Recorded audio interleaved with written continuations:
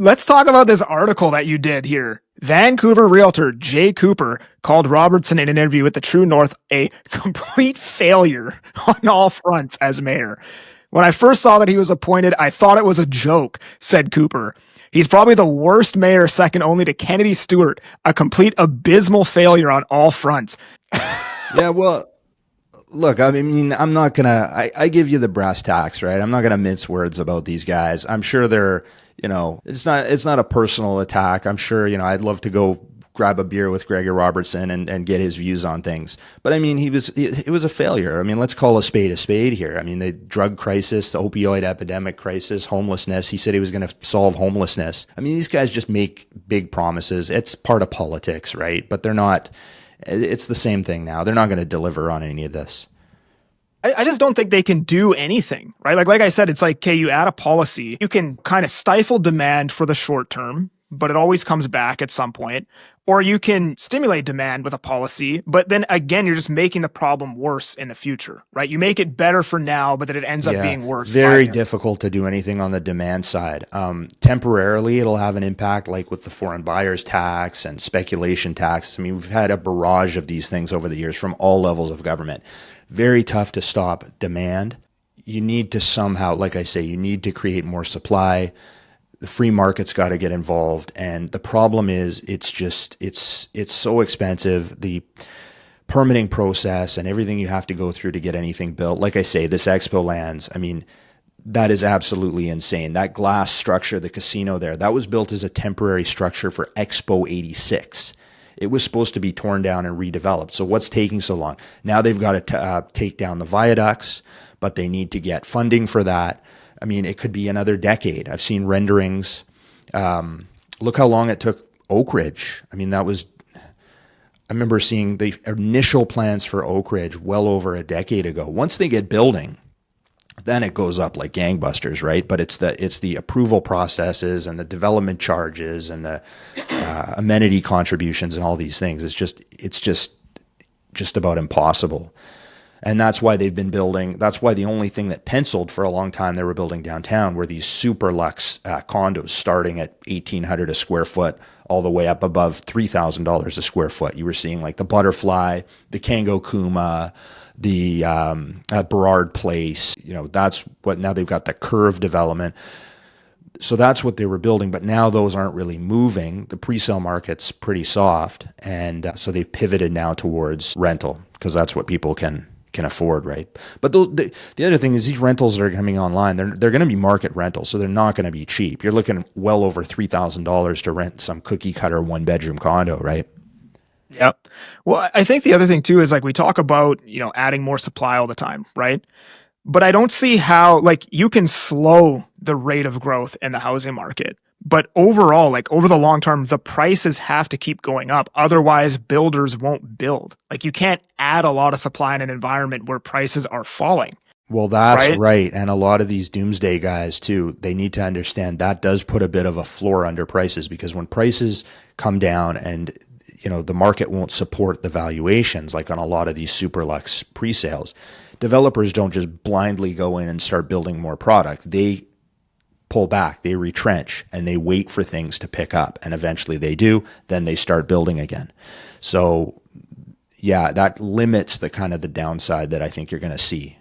Well, like the best case scenario is home prices trade flat and it's a very stable environment. And then builders can build, if their pro forma's done right, they can make some money in a stable environment.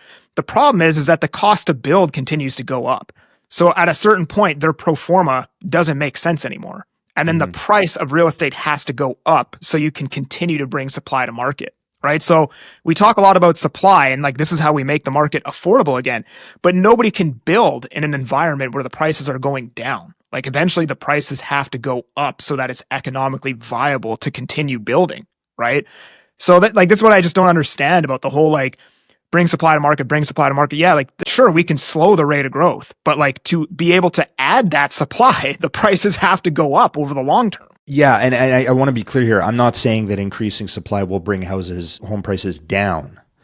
All I'm suggesting is that if we were to go on a big building boom, it would stabilize price growth. So what we want to avoid is seeing, 8, 10, 12, we don't want to see prices go up like that because it's not good for anybody, right? You want to see I don't prices even like go that up. in our business because now I'm working with first time buyers and I've got 18 other offers on the table. So I don't want to see that kind of thing happen. Yeah. You want to try to stabilize it though. Yeah. I mean, I think, if the growth is a lot slower, it gives more room for wages to kind of keep pace. But I think a lot of people think what these governments are saying is like, we're going to make housing affordable again. Well, there's no actual clarity on how that happens. It's just we're going to bring supply to market, right? I Yeah. mean, And slowing the rate of growth doesn't really make it more on that affordable. note It too, might in maybe like we need to 15 talk less years. about bringing down home prices and actually try to get some bolster income, start building some industry, building some infrastructure projects so that people can make a decent paycheck. That would be more of my focus because right now, I mean, you look at BC, what do we build? What do we do?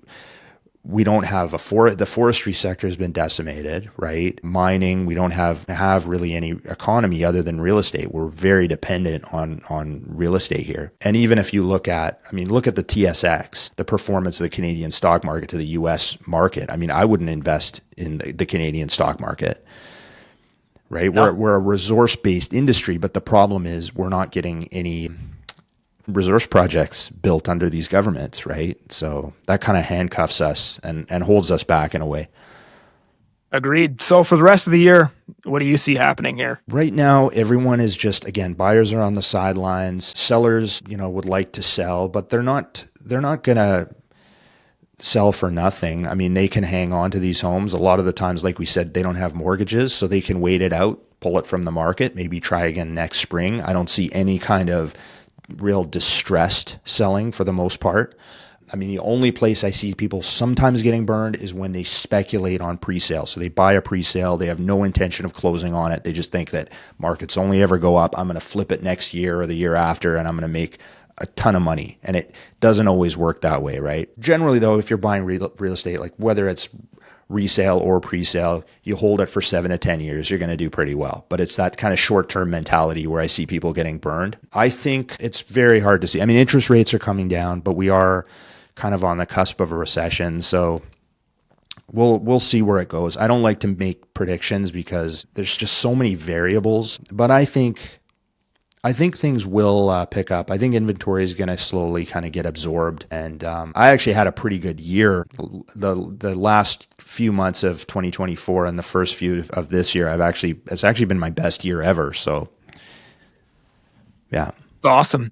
Yeah, I mean, in the Valley, there's definitely quite a bit of distress selling right now.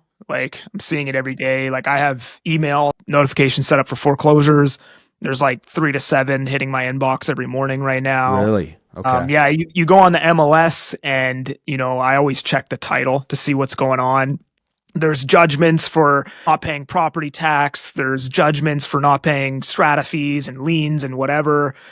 I can see that they have 2-3 mortgages on that title. Like there's a lot of people who bought homes like a year ago that are selling now.